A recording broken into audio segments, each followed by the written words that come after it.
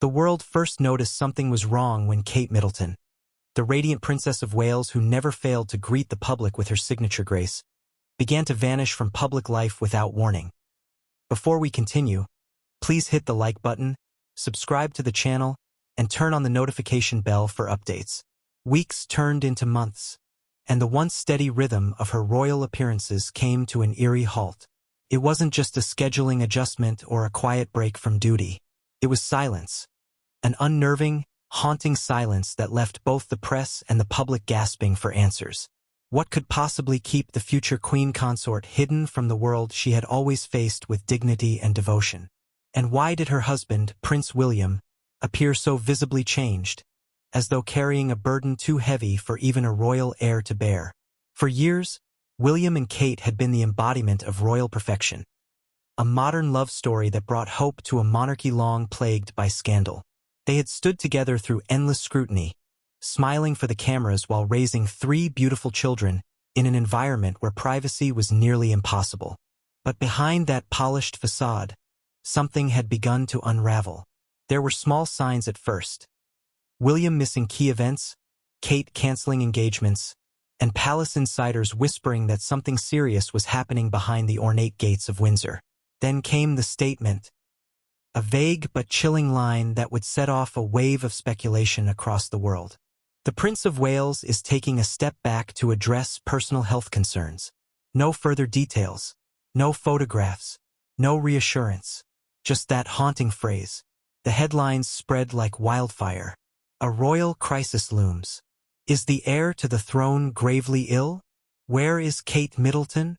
And while the palace tried to contain the story, the truth, as always, began to leak through the cracks.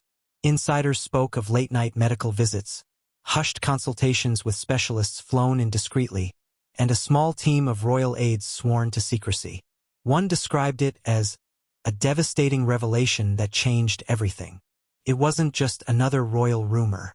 It was something far deeper, something that would test the strength of a marriage, the faith of a nation, and the endurance of a woman who had once promised to stand by her husband no matter what storms lay ahead. Kate Middleton's entire life had been defined by composure. From the moment she entered the royal family, she understood that every glance, every gesture, every word would be dissected by millions. Yet through every challenge, be it public judgment, tabloid gossip, or her own private heartbreaks, she maintained her poise. That composure, however, began to fade as the weight of William's diagnosis sank in. Those closest to the couple described her as heartbroken but fiercely protective. She refused to allow pity to define them. Instead, she focused on shielding her children, George, Charlotte, and Louis, from the emotional chaos swirling around their father's condition. But how does one protect a family when the foundation itself is trembling? There was something deeply human in Kate's quiet disappearance. For years, she had been the glue that held the royal family together, a bridge between the old monarchy and the modern world.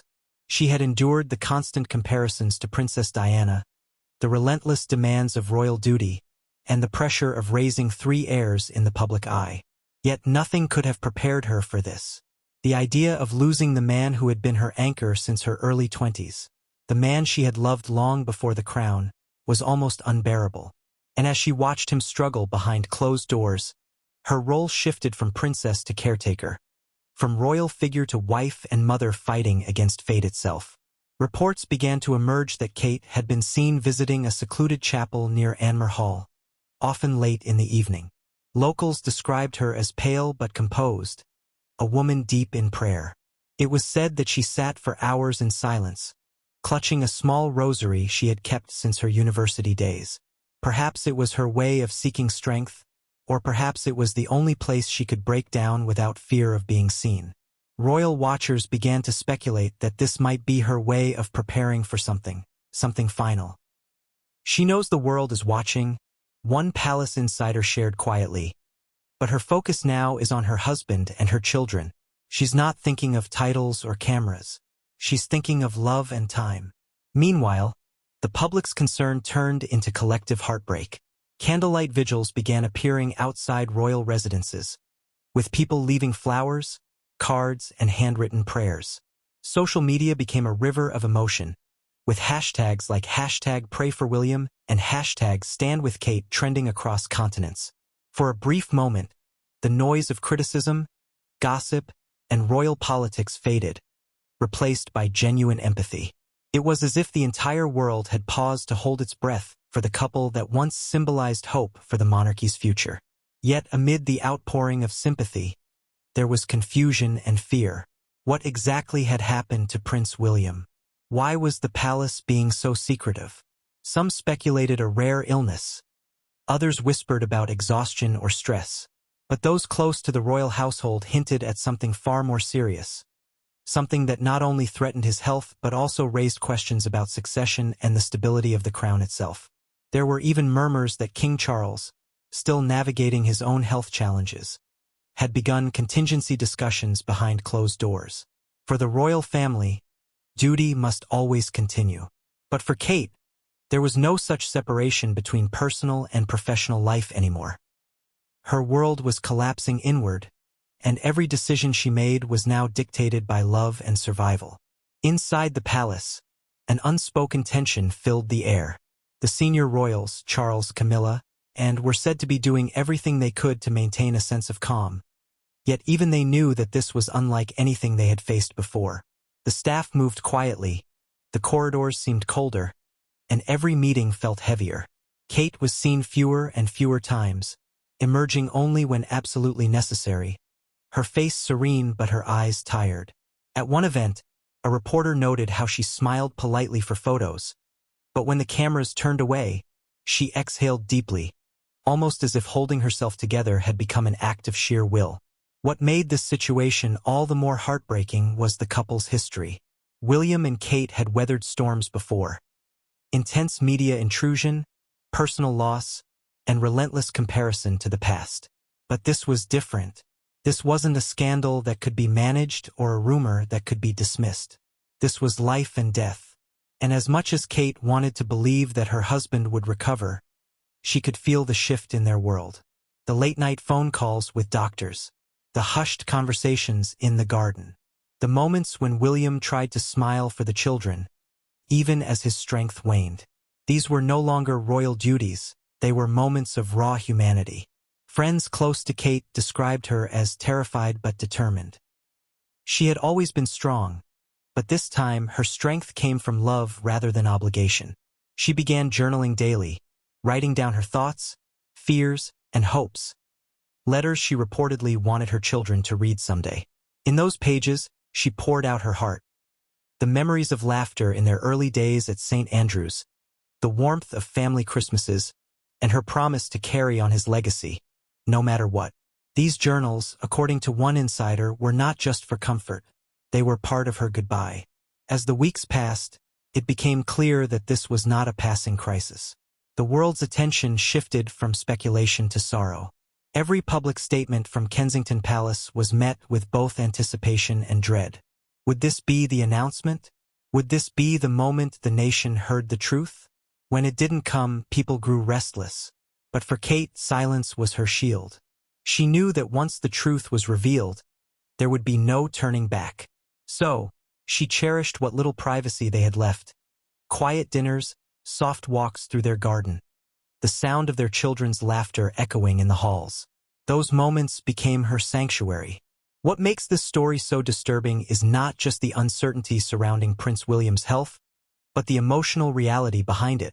The monarchy is built on continuity, but love doesn't follow protocol. Kate Middleton is not just saying goodbye to her husband as a future king. She is saying goodbye to the man who made her life extraordinary, the father of her children, the partner who walked beside her through triumph and tragedy alike.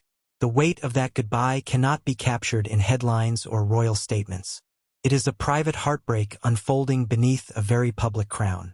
And yet, amidst the despair, there remains something profoundly inspiring about Kate's quiet resilience.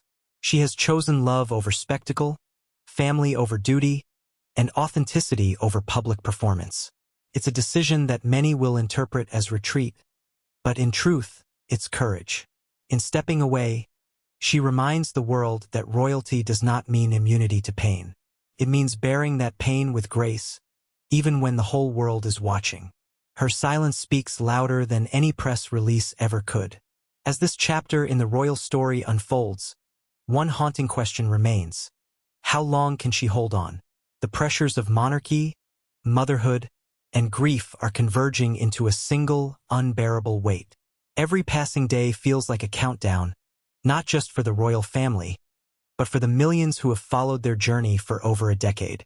The world waits for clarity, for hope, for closure. But inside the walls of Kensington Palace, one woman already knows the truth, and she is learning to say goodbye, not to a role, not to a crown, but to the love of her life. Because in the end, when history looks back on this moment, it won't remember the headlines or the speculation.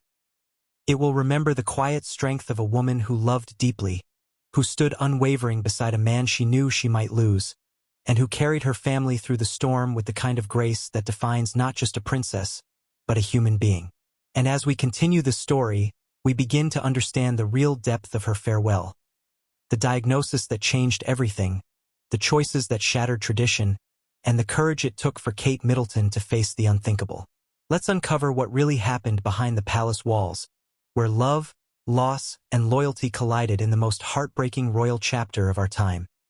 For more than a decade, the image of Prince William and Kate Middleton had been carefully constructed and lovingly maintained. A portrait of stability, grace, and quiet strength amid the chaos of royal life. To the world, they were not just the future of the monarchy. They were its redemption. After decades of scandals, divorces, and emotional turbulence that had tarnished the House of Windsor, William and Kate became the embodiment of hope. They were young, beautiful, relatable, and seemingly untouched by the dysfunction that had plagued generations before them. Every photograph of them together told a story of unity. Their hands intertwined during royal tours, their laughter shared over family events, their children beaming beside them as they presented an image of domestic bliss. But like all images built for the public eye, this one began to crack slowly. And when it did, it shattered far more violently than anyone could have imagined.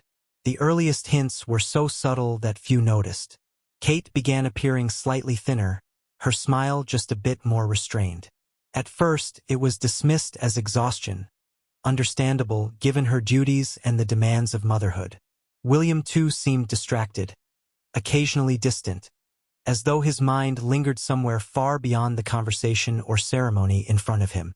Observers chalked it up to stress.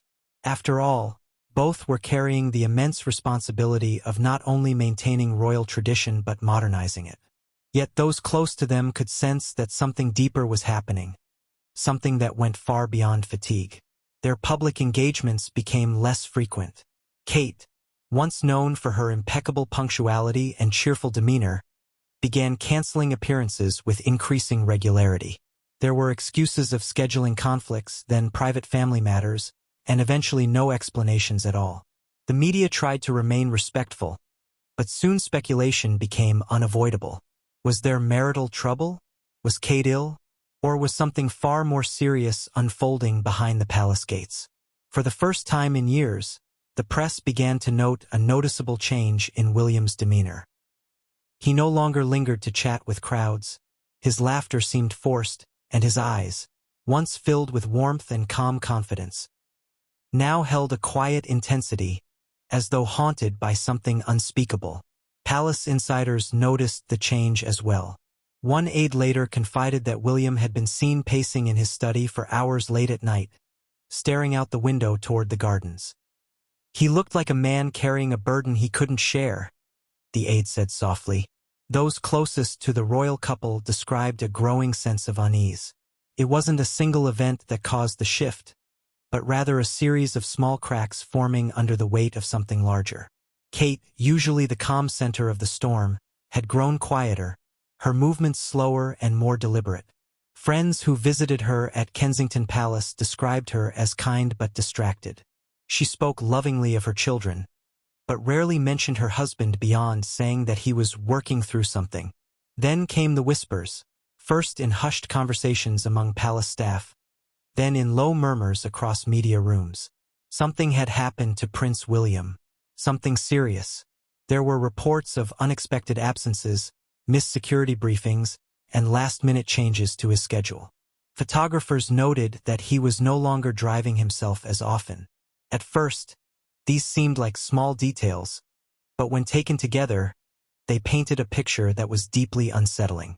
It all came to a head one gray afternoon when William was supposed to attend a charity event in London. The palace released a short statement that morning, saying he would not be able to make it due to personal reasons. Kate did not attend either. Hours later, news outlets began receiving tips that a black vehicle, escorted by security, had been seen entering a private medical facility just outside the city. The number plates matched one of the royal fleet. Within minutes, social media erupted. Was the Prince of Wales ill? Had there been an accident? The palace refused to comment, citing privacy, but the silence only amplified the speculation. For days, the world watched and waited. Every glimpse of the royal family was scrutinized. When Kate finally appeared again, stepping out of her car outside Windsor, the cameras captured a moment that would be endlessly analyzed. She wore a long black coat, her hair tied back neatly, but her eyes, those famously warm, steady eyes, seemed different. She smiled briefly for photographers but avoided speaking. That brief appearance told the world what the palace refused to say. Something was wrong. Inside the royal household, the atmosphere grew heavier. Meetings were held in private rooms with drawn curtains. Medical advisors were seen entering through side gates, escorted by royal protection officers. Staff members were warned to avoid speaking to the press. "This is a family matter," one senior aide told them firmly. The instruction was clear: silence. But in a place where gossip often travels faster than truth, the silence only made things worse. The British public, fiercely protective of William and Kate, began demanding answers. Tabloids speculated wildly, while more reputable outlets treaded carefully. Television commentators debated the implications of a health crisis involving the heir apparent. Could this affect the line of succession? Would King Charles need to make emergency adjustments? Was Kate preparing for a larger role in his absence? The questions multiplied, but there were no answers, only uncertainty and fear. For Kate, the situation became unbearable. She had always understood the pressure of public life, but this was different. This wasn't about managing public opinion or enduring gossip. This was about watching the man she loved face something that might take him away from her forever. Friends described her as devoted, spending hours at his side, refusing to leave even for official meetings. She reportedly told one confidant, "He's not just my husband, he's my best friend, my everything." Her entire world now revolved around him, and yet she had to face that world every day pretending everything was fine. The weight of her dual identity, wife and future queen, was almost impossible to bear. Royal duty demanded composure, but love demanded vulnerability. And as those two forces collided, Kate began to realize that the image the world cherished so deeply, the perfect royal couple, the flawless fairy tale, was starting to dissolve in front of her eyes. In the weeks that followed, photographers caught fewer and fewer glimpses of them together. Their absence from public life became the story. Commentators compared the tension to the atmosphere before Princess Diana's final years, when the silence of the palace masked a storm within. The comparisons, though painful, were not entirely wrong.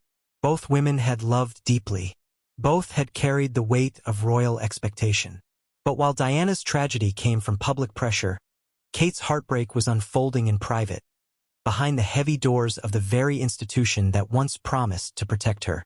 One night, neighbors near Anmer Hall reported hearing faint music playing from the estate's private gardens, an unusual occurrence given how reserved the couple had become. Some speculated it was an attempt to bring normalcy back into their lives, a reminder of happier days. Others whispered that it was Kate's way of comforting William, using music as a form of peace in a time of chaos. Whether true or not, the image captured the public imagination. The future king and queen, sitting together in silence, listening to melodies that once marked the beginning of their love story. It was during this period that Kate's own health began to falter under the emotional strain. She was said to have lost weight, her skin pale, her movements slower.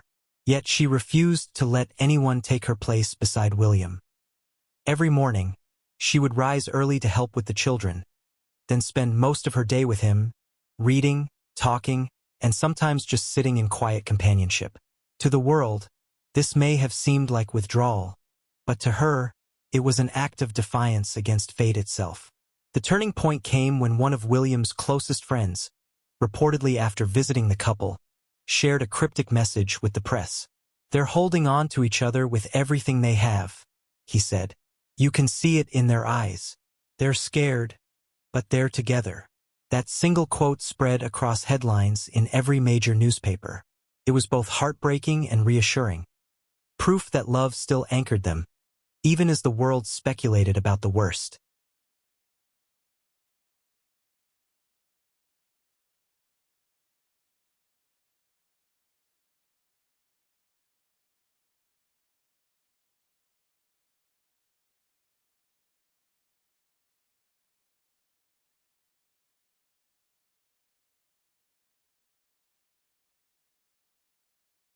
For Kate, the situation became unbearable. She had always understood the pressure of public life, but this was different.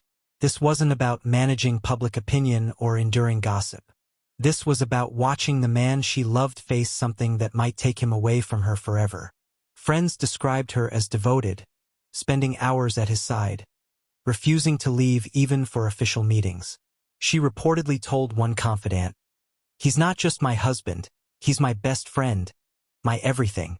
Her entire world now revolved around him, and yet she had to face that world every day pretending everything was fine. The weight of her dual identity, wife and future queen, was almost impossible to bear. Royal duty demanded composure, but love demanded vulnerability. And as those two forces collided, Kate began to realize that the image the world cherished so deeply, the perfect royal couple, the flawless fairy tale, was starting to dissolve in front of her eyes. In the weeks that followed, photographers caught fewer and fewer glimpses of them together. Their absence from public life became the story. Commentators compared the tension to the atmosphere before Princess Diana's final years, when the silence of the palace masked a storm within. The comparisons, though painful, were not entirely wrong. Both women had loved deeply. Both had carried the weight of royal expectation. But while Diana's tragedy came from public pressure, Kate's heartbreak was unfolding in private, behind the heavy doors of the very institution that once promised to protect her. One night, neighbors near Anmer Hall reported hearing faint music playing from the estate's private gardens, an unusual occurrence given how reserved the couple had become. Some speculated it was an attempt to bring normalcy back into their lives, a reminder of happier days. Others whispered that it was Kate's way of comforting William, using music as a form of peace in a time of chaos. Whether true or not, the image captured the public imagination. The future king and queen, sitting together in silence, listening to melodies that once marked the beginning of their love story. It was during this period that Kate's own health began to falter under the emotional strain. She was said to have lost weight, her skin pale, her movements slower, yet she refused to let anyone take her place beside William. Every morning, she would rise early to help with the children, then spend most of her day with him, reading, talking, and sometimes just sitting in quiet companionship. To the world, this may have seemed like withdrawal, but to her, it was an act of defiance against fate itself. The turning point came when one of William's closest friends, reportedly after visiting the couple, shared a cryptic message with the press. "They're holding on to each other with everything they have," he said. "You can see it in their eyes. They're scared, but they're together." That single quote spread across headlines in every major newspaper. It was both heartbreaking and reassuring, proof that love still anchored them, even as the world speculated about the worst. But behind that fleeting hope was a reality neither of them could escape. The perfect royal image that had once been their greatest strength was now a fragile shell, incapable of containing the truth. The press could sense it, the people could feel it, and Kate, more than anyone, knew that the time for maintaining appearances was ending. As she looked across the palace gardens one morning, watching her children chase each other through the dew-covered grass. She felt a mix of love and dread. Life continued around her, ordinary and beautiful. Yet every sound, the laughter of her children, the chirping of birds, reminded her that time was slipping away. The illusion of perfection had shattered, leaving behind something far more human, far more painful. And as the first chapter of this heartbreaking saga closed, one truth became painfully clear. Behind every royal smile lies a story the cameras never see. For Kate Middleton, that story was no longer about crowns or titles. It was about love, loss, and the courage to face a future that was no longer certain. She was no longer just the Princess of Wales, adored by millions. She was a woman watching the life she built begin to crumble, and she could do nothing but hold on. The morning the diagnosis was confirmed, the entire atmosphere within Kensington Palace changed. The usual hum of polite conversation, the clinking of china, and the calm rhythm of royal order vanished into an oppressive silence. Staff moved through the halls as though walking on sacred ground, speaking in whispers and avoiding eye contact. No one needed to say what they already sensed. Something irreversible had happened. The prince, the man destined to be king, had received news that would alter the future of the monarchy forever. It had all begun quietly, subtle symptoms that were easy to dismiss. Fatigue, mild dizziness, the occasional lapse of concentration. William had brushed them off, chalking it up to exhaustion and the endless demands of his royal role. His schedule had been relentless.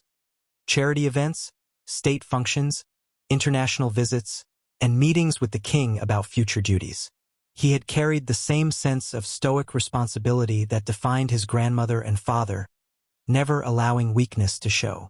But beneath the surface, his body was signaling distress, and those signals soon became impossible to ignore. The first real alarm came during a private family event at Sandringham. As he raised a glass for a toast, witnesses noticed his hand trembling slightly.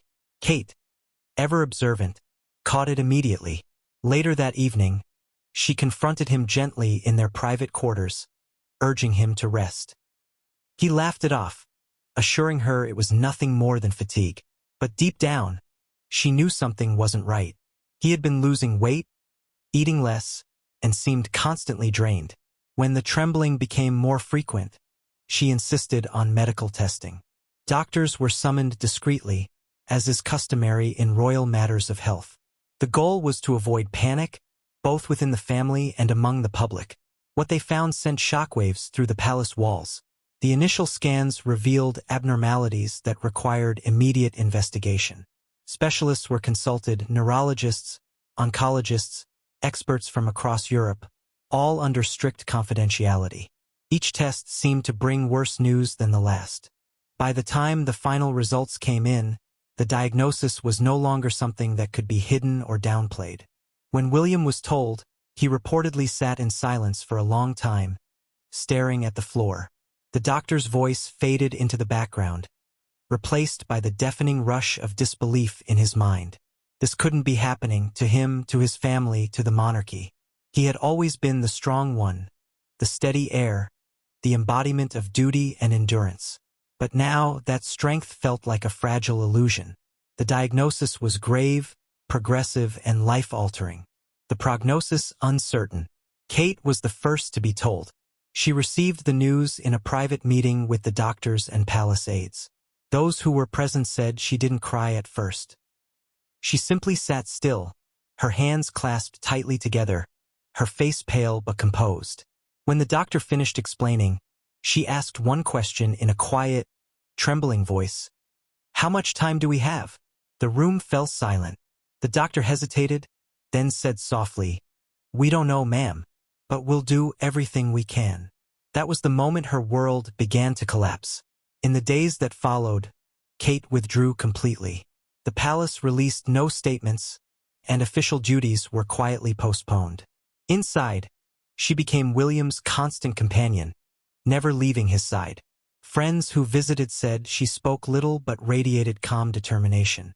It was as if she had made a silent vow that whatever came next, they would face it together. But at night, when the halls were empty and the lights dimmed, she broke down in private.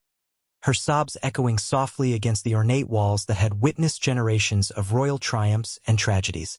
William, for his part, tried to maintain normalcy. He continued to read briefings, attended small meetings, and played with the children as much as his condition allowed. But even the simplest tasks began to take their toll. There were moments when his speech slowed, his movements faltered, and his exhaustion became visible. Kate noticed every detail, the way he rubbed his temples after reading, how he leaned slightly against walls when standing too long, how his smile no longer reached his eyes. These small signs were like daggers to her heart. The doctors recommended complete rest, but William resisted. He argued that the public could not see him as weak. "The monarchy survives on strength," he told Kate one night, his voice weary but firm. "If they see me falter, they'll lose faith." Kate took his hand and replied, "They don't follow you because you're strong. They follow you because you care." He didn't answer.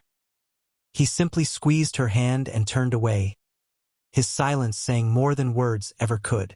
As word of his condition began to spread quietly among senior royals, the gravity of the situation sank in. King Charles was devastated. Having only recently faced his own health issues, he understood all too well the fragility of life and the weight of duty. He reportedly summoned William and Kate to Buckingham Palace for a private discussion. Sources described the meeting as emotional and difficult. The king spoke of his pride in his son, of the strength he had shown, and of his deep sorrow that such a burden had fallen upon him.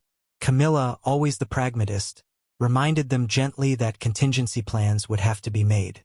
Her tone was practical, but her eyes betrayed sorrow.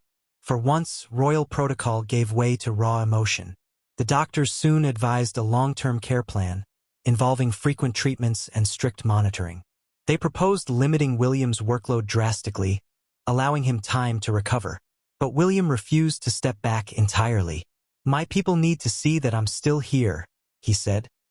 His resolve was admirable, but Kate knew it was also dangerous. Every public appearance left him drained.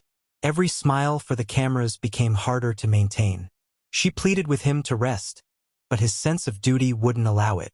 "If I stop now," he told her quietly, "they'll think it's the end." It was around this time that the palace issued that now infamous statement. The Prince of Wales will be reducing his royal engagements to focus on personal matters. It was a masterclass in understatement. To the public, it sounded like a temporary adjustment. To those inside the palace, it was the first public acknowledgement that the heir to the throne was seriously ill. The response from the public was immediate and emotional. Messages of support poured in from around the world. Royal fans left thousands of cards and flowers outside the gates of Kensington Palace.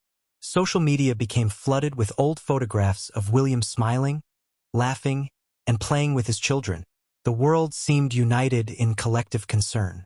But amid the sympathy, there was fear that history was repeating itself.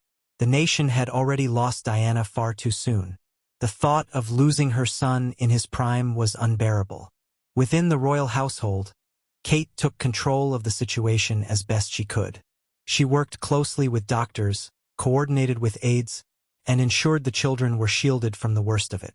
George, being the eldest, sensed that something was wrong.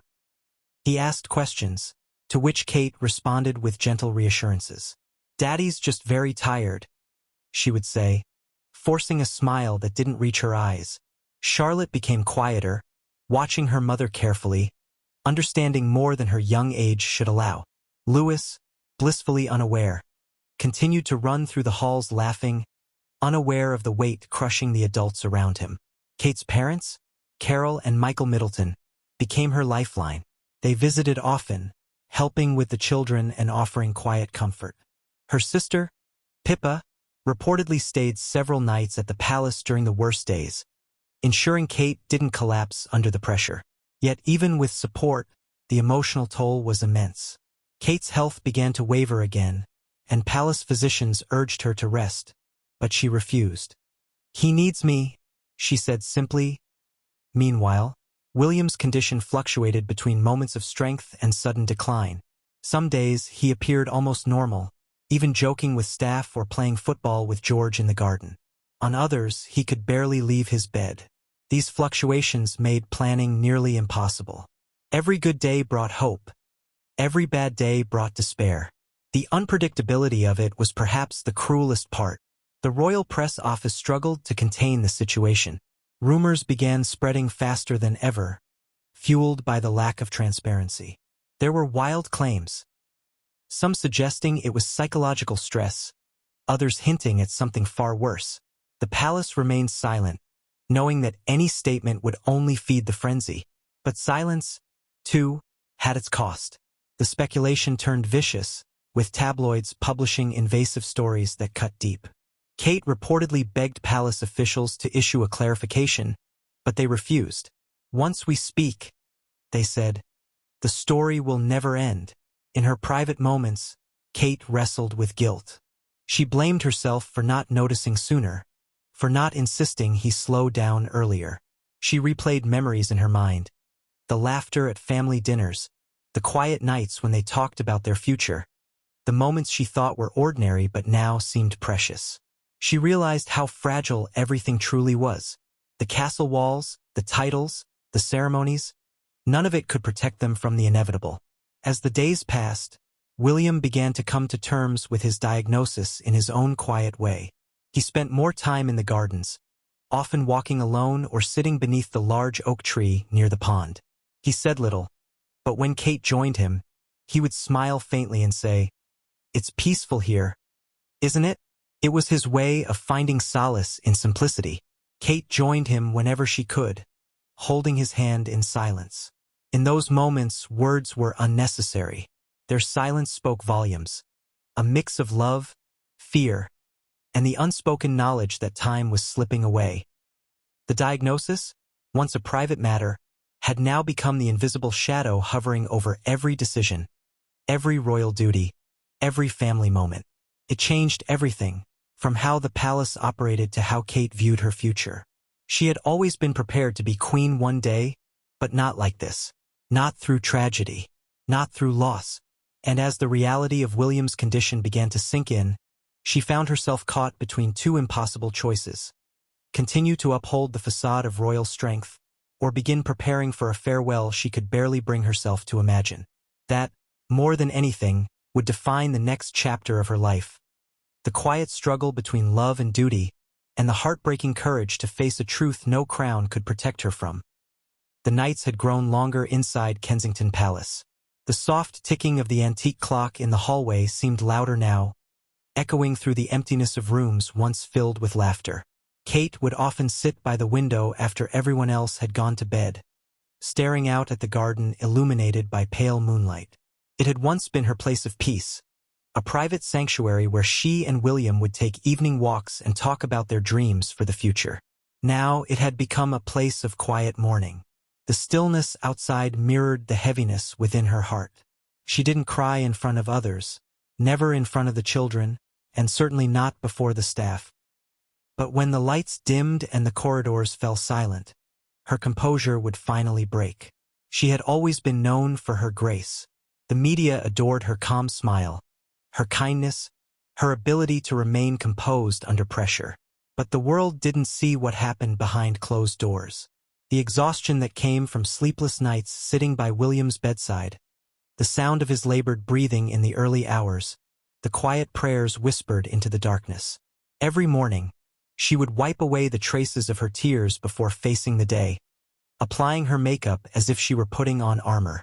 To the outside world, she was radiant as ever. Inside, she was shattering piece by piece. Friends who managed to visit during this period described a woman carrying more than her share of pain. One close confidant said Kate spoke softly, avoiding direct questions about William's condition. "She's trying to be strong for everyone else," the friend said. "But you can see the sadness in her eyes. It's like she's living in two realities. The public one where everything is calm and controlled, and the private one where she's terrified of what's coming." That dual existence was becoming increasingly difficult to maintain. Her days began early, often before sunrise. She would check on the children first, making sure they were ready for school, their lunches packed and uniforms neatly pressed. Then she'd slip quietly into William's room, where he'd usually be sitting by the window reading or resting. Some mornings he smiled and greeted her with warmth. Others he was too tired to speak. On the worst days, she would take his hand and simply sit beside him, pretending not to notice how cold his fingers had become. It was during one of these mornings that George, her eldest, walked in unexpectedly. He stood by the doorway, his small face filled with concern. "Mummy," he asked quietly, "why does Daddy sleep so much?" Kate froze for a moment, fighting the lump in her throat. "Daddy's just very tired, darling," she said, her voice steady but soft. "He's getting better." George nodded slowly, but his eyes betrayed that he didn't quite believe her. Children always sense the truth before adults are ready to speak it. After he left, Kate sat in silence for a long time, gripping William's hand and whispering, "We have to stay strong for them." As the days turned into weeks, her emotional burden deepened. She began writing letters again, not to the press or the public, but to her children. Letters she hoped they wouldn't need to read for many years. Each one was filled with her love, her memories, her lessons. She wanted them to know who their father was beyond the crown. The man who made pancakes on Sunday mornings, who tucked them into bed with silly voices, who laughed until tears filled his eyes. She wanted them to know the love that had shaped their childhood, even if time took it away too soon. When the palace held small gatherings or briefings, Kate attended them with quiet dignity. Her words were measured, her smile polite, her posture flawless. Yet those who looked closely noticed her distant gaze, the slight tremor in her hands when she lifted a teacup. She was holding herself together out of duty. Royal women had always been expected to endure in silence, to maintain composure no matter the personal cost. Kate embodied that tradition, but deep down she longed to scream, to release the pain building inside her chest. There were moments when her emotions slipped through the cracks.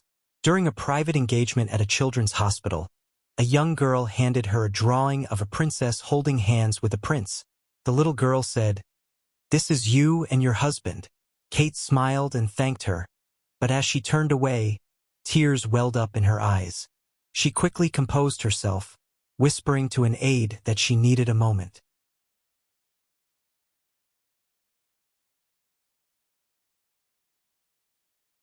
The palace aides, moved by her quiet resilience, began shielding her from as much stress as possible. They filtered unnecessary correspondence, postponed meetings, and limited her exposure to press coverage. But Kate insisted on reading the public's letters of support. Each night, she would sit by her desk and open a few, reading messages from strangers who shared their prayers, their sympathy, their memories of seeing her and William together.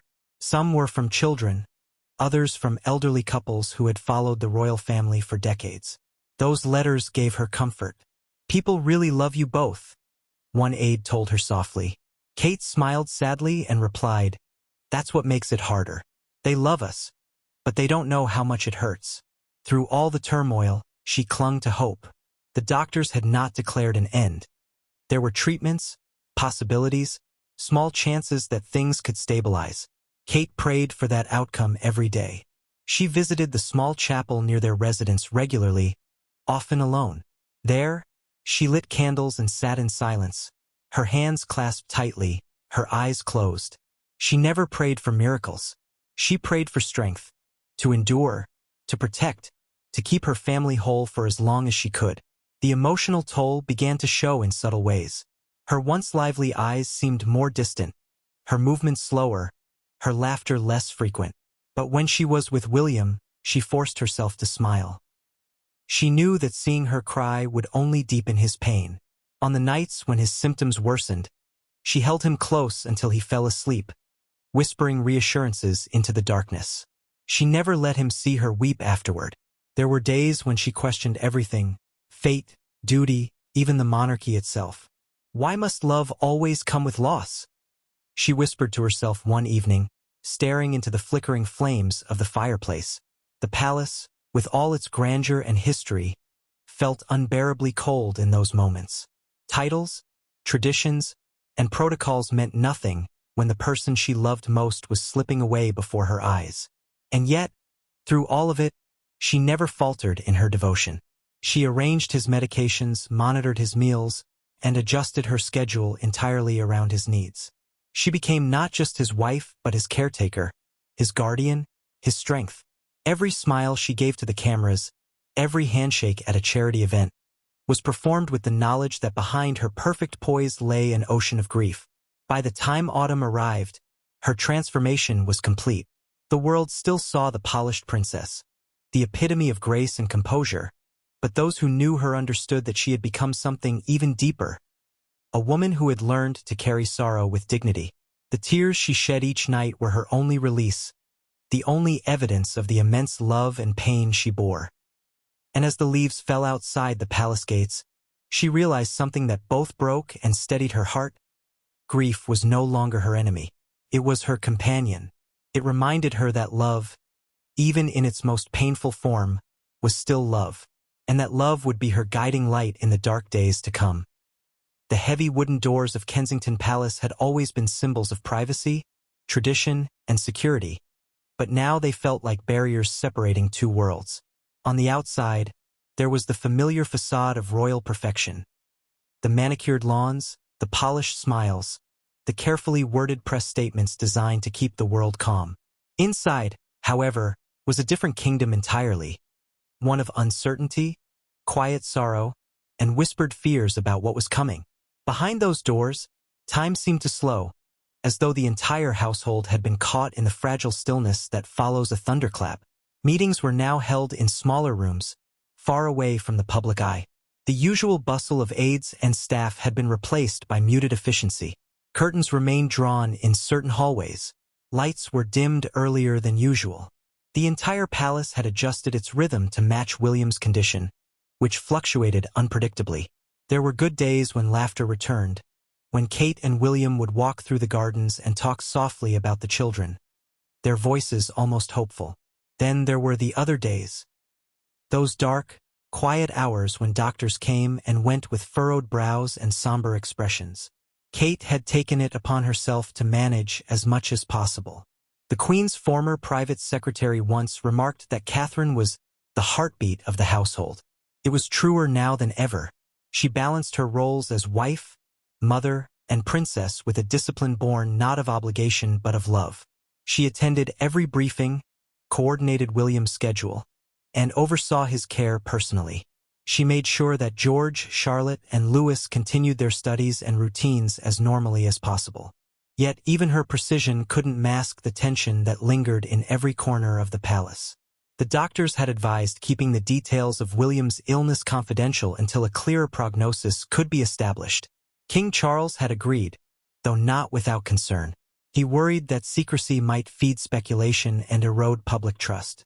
But Kate insisted that her husband's dignity came first. "He deserves peace," she told the king during a private meeting at Buckingham Palace. Charles, seeing the pain in her eyes, said softly, "You've always had his peace at heart. Guard it as long as you can." That moment marked the beginning of a quiet understanding between them.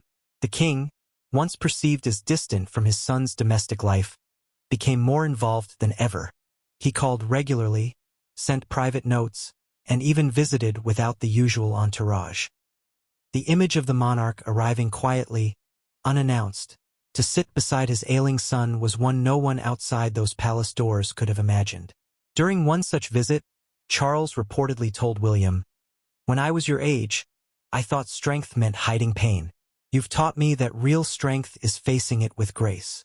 William, weakened but alert, managed a faint smile. It was a rare moment of vulnerability between father and son, one that spoke volumes about the weight both carried. Princess Anne also stepped in, becoming one of Kate's strongest allies. Known for her pragmatism and quiet loyalty, she offered both guidance and emotional support. "Keep going one day at a time," she told Kate during a late-night conversation in the palace library. "Don't think about what comes next. Just focus on now." Kate nodded, grateful for the advice. In end, she found someone who understood the lonely duty of serving the crown while protecting the people you love. Not everyone in the palace shared the same calm restraint. Some aides whispered anxiously about the implications of William's condition for the line of succession. Others worried about how the press would react if the truth emerged suddenly. Every staff meeting began with the same phrase, "We must maintain stability." But behind those words lay fear of what would happen if the public discovered how fragile that stability really was. Kate's closest staff, those who had served her since her early days as Duchess of Cambridge, saw a different side of her now. She had always been composed, but now she carried herself with a kind of quiet intensity that made even senior courtiers pause before speaking. Her authority came not from command but from presence. When she entered a room, the conversation fell silent. She didn't need to demand attention. It followed her naturally. Yet beneath that calm exterior, she was unraveling inside. In the evenings, after the children had gone to bed, the palace became eerily quiet. Kate often found herself walking through the long corridors, her footsteps echoing softly on the marble floors. She would pause outside William's study, where the light still glowed beneath the door. Sometimes she entered to find him reading old letters from his mother, Diana, letters he had kept tucked away for years. He once handed one to Kate, his eyes moist. "She told me to live fully, to love honestly," he said quietly. "I hope I've done that." Kate took his hand and whispered, "You've done more than that. You've given love to everyone around you." Moments like that were both beautiful and unbearable. They reminded her of what they had built together. A marriage grounded not in royal obligation, but in genuine partnership. She often thought back to their university days, the simplicity of their young love, the laughter in those early years before titles and cameras and public duty complicated everything. Those memories had become her refuge. As William's health fluctuated, Kate began taking on more responsibilities within the family. She handled correspondence, met with charity heads, and even began quietly preparing for the possibility of leading the family publicly should William's condition worsen. But she never spoke of it. To speak of it would be to accept it, and she wasn't ready for that. The palace advisors, however, had already begun contingency planning. The phrase "temporary redistribution of duties" appeared in private memos. It was a polite way of acknowledging a painful truth, that the prince might soon be unable to perform his role. There were tensions brewing beneath the surface as well. Prince Harry, hearing fragments of news from friends still connected to royal circles, reached out privately. His calls were brief but emotional. "Tell him I'm thinking of him," he said during one exchange with a senior aide. When the message reached William, his response was quiet. "Tell him, thank you." For Kate, the gesture was bittersweet. She had long wished for reconciliation between the brothers, but she never imagined it might come under such circumstances. Behind the scenes, the family rallied. Queen Camilla took charge of managing public optics, ensuring that no leaks escaped to the press. She was firm but respectful toward Kate, recognizing the immense burden she carried. Princess and coordinated with staff to streamline schedules and reduce stress on both William and Kate. Even the younger royals began to step up in small ways. Zara and Mike Tyndall, always close to William, visited frequently with their children, bringing laughter back into the household for brief, precious moments. Despite this support, Kate often felt profoundly alone. There were decisions that only she could make, decisions about medical treatments, family appearances, and how much the children should be told. She agonized over every choice, fearful of saying too much or too little. She kept a small notebook beside her bed, where she recorded thoughts and notes for each day. Among the entries were lists of things to remember, but also private reflections. One page simply read, "How do I prepare to let go without falling apart?" The emotional toll of living behind those palace doors became visible in subtle ways. The staff began to notice how Kate lingered near the chapel more often. Some evenings, they'd find her standing by the altar, head bowed, her lips moving in silent prayer. Others would glimpse her walking through the gardens at dawn, her coat wrapped tightly around her shoulders, her eyes fixed on the horizon. She wasn't searching for answers anymore, just peace. Meanwhile, outside those same doors, the media frenzy was growing. Journalists sensed that something was wrong but couldn't pinpoint what. The palace's refusal to comment only fueled speculation. The press began analyzing every photograph, every brief public appearance, every minor statement from Kensington Palace. When Kate appeared at a charity event looking thinner, headlines screamed, "Is the princess under stress?" When William missed an engagement, tabloids asked, "Where is the heir?" The truth remained locked away behind those walls, guarded by a handful of people who understood the stakes. But secrecy can only hold for so long. One afternoon, as Kate prepared to attend a private briefing with the king's advisors, she received an urgent message from her communications secretary. A major newspaper was about to publish an exposé suggesting that William was seriously ill. The story had been pieced together through anonymous sources and speculation, but it was close enough to the truth to cause panic. Kate's hands trembled as she read the draft headline. "We can't hide this forever," she said quietly, "but we have to tell it our way." That night, she sat alone in her study, drafting what would become one of the most carefully worded public statements of her life. She wanted to tell the truth without surrendering their privacy, to ask for compassion without inviting pity. Every word had to balance transparency with dignity. It was, in many ways, the beginning of her goodbye. She wrote and rewrote the statement until the early hours, finally laying down her pen when the first light of dawn touched the windowpane. When she read it aloud to William the next morning, he listened quietly, his eyes glistening. "You've always known what to say," he whispered. She smiled faintly and replied, "Because I've always known what you mean." Behind those palace doors, love and duty continued to battle for space. The crown demanded strength.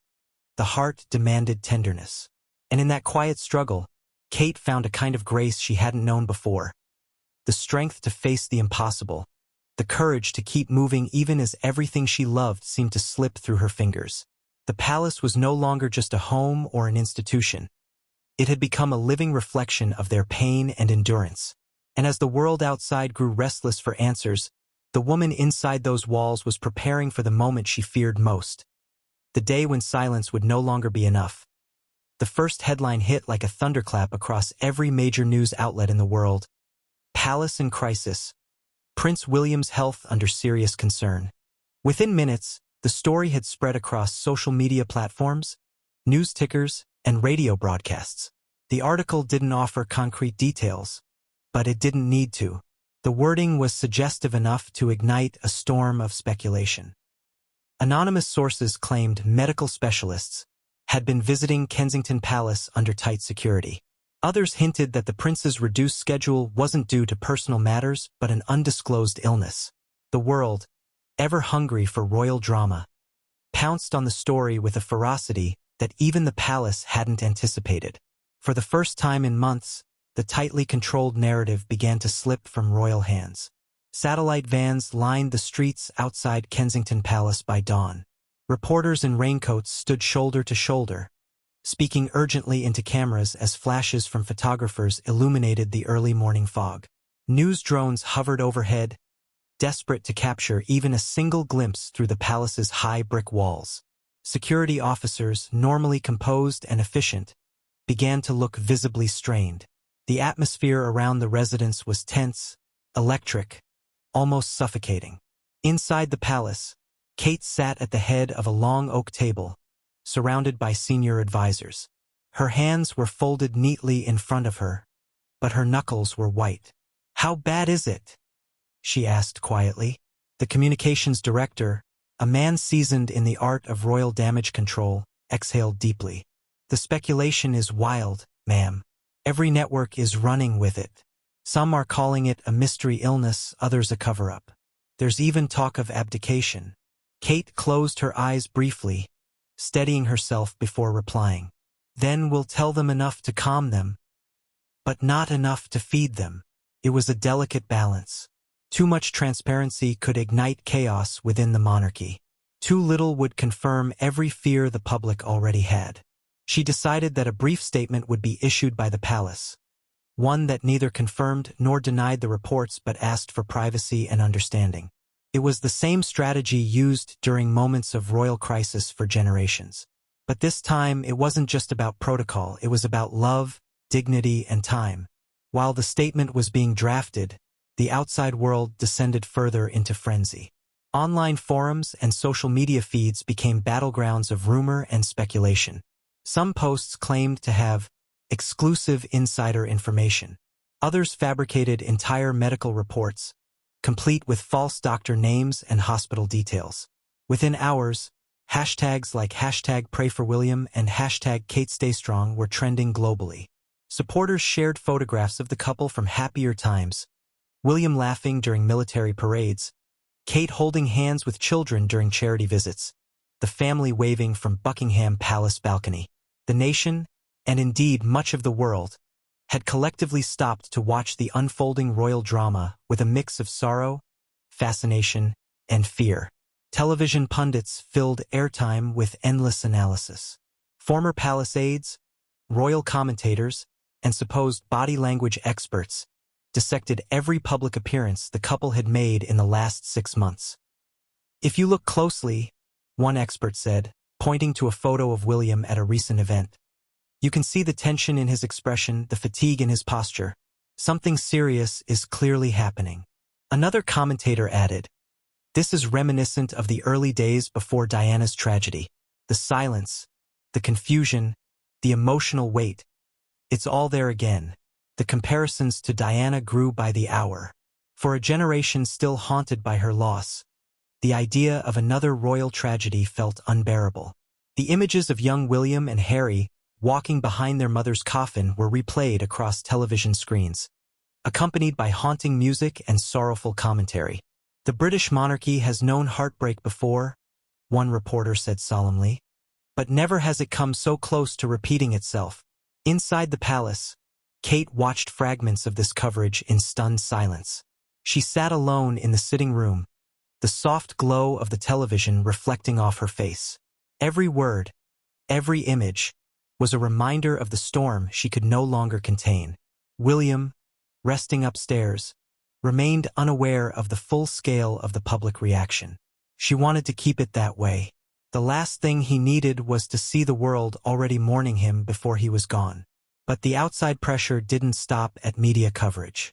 Crowds began gathering outside palace gates, holding candles, flowers, and handmade signs. Some read, "Stay strong, William." Others said, "We love you, Kate." At night, the flickering of candlelight turned the palace entrance into something almost sacred, a place of collective grief and prayer. Police had to set up barriers to control the swelling crowds, but even that couldn't stop the tide of emotion. People wanted to feel close to the family they had grown up watching, even if only from behind iron gates. The palace staff, trained to maintain order in the face of public attention, found themselves overwhelmed. One aide, glancing out a window at the sea of mourners below, murmured, "It feels like the whole country is holding its breath." And indeed it was. Britain had faced political turmoil, economic challenges, and global crises, but few events could stir the public heart quite like a royal one. The monarchy wasn't just an institution, it was part of the nation's identity, and the thought of losing the man who symbolized its future was almost too much to bear. Amid the chaos, the palace finally released the statement. It was brief but carefully worded. "The Prince of Wales is currently receiving medical attention and will be stepping back from public duties for a period of rest and recovery.